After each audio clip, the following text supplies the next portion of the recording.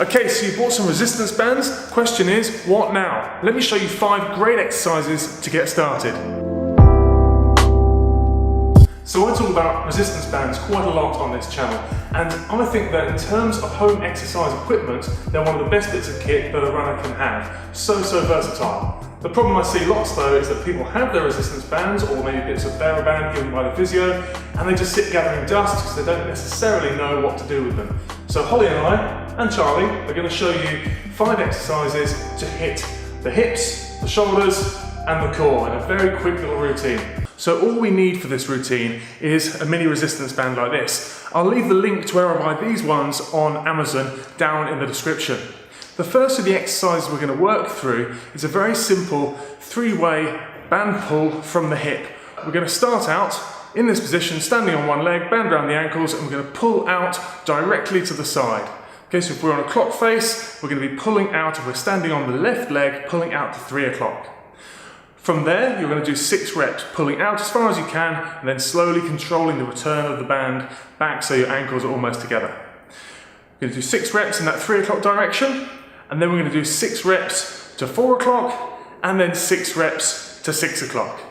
Okay, we're going to do this on, obviously, the right hand side, standing on the left leg, and then we're going to do the same on the left hand side, standing on the right leg. But here we're obviously going out to 9 o'clock, then 7 o'clock or 8 o'clock, and then down to 6 o'clock again. Okay, 6 reps on each direction, on each side. We're going to do that 3 times through. The second exercise is a band resisted body weight squat. So the band comes up a little bit higher this time, around the knees. Okay, you can either go just below the kneecap or just above the kneecap. It doesn't really matter, it depends on what feels particularly comfortable for you. And from there, I want you to take perhaps a little bit of a wider squat position than you would normally take, so that we've got a little bit more resistance being pulled into the band. From there, I want you to sit your bum back, and you can push your hands forward to use as a bit of a counterweight if you like to achieve that. Keep the weight in the heels, but keep the knees apart and resist the temptation for the knees to want to come together in response to the band pulling them together. You're going to come up and down into your squat, come down to about parallel every time, and you're just going to work through 3 sets of 10 to 15. Consciously trying to push out against the band rather than allowing the knees to knock together. So the third of our exercises is a band resisted mountain climber. We're going to start out in a press up position with the band looped around our feet, well and truly onto the foot, so we're not around the toes, we're over the main portion of the foot itself. From there, you're going to keep one foot back in our press-up position as you bring your knee up towards elbow level. You're going to be pulling against the band as you do that, and obviously the backward leg is the anchored leg for that band. You're going to be pulling against the resistance of the band as you bring the knee forwards. Get to the most forward point, then with control, come back so your feet are together. You're going to repeat that then on the other side.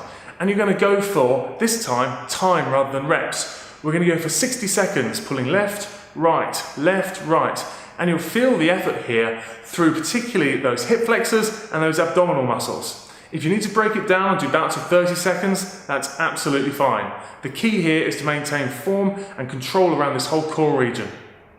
Moving to the upper body, the next exercise, I'm actually going to line you up against the wall. A little bit of a knee bend, and make sure your back is absolutely flat against the wall.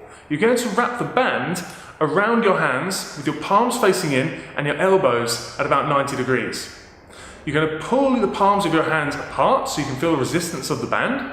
And then from there, I want you to keep that tension on, keep the elbows bent as you flex both shoulders up so the band passes in front of your face and your fingers come up towards the wall overhead. We're going to work back down from there, back down to the starting position. And the key here is to consistently keep that pressure into the band, pulling the band apart, not allowing it to bring your hands any closer together. For the last of these exercises, we're going to go back down to foot level, wrap the band around the foot, and you're going to take up a half kneeling position. The band's going to be around the forward foot of the two. You're going to grab hold of the band with the opposite hand.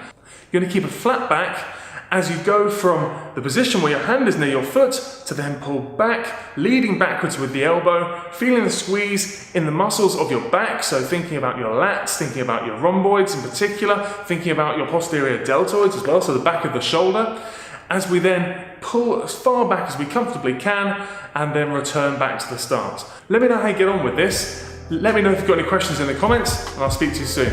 Bye now.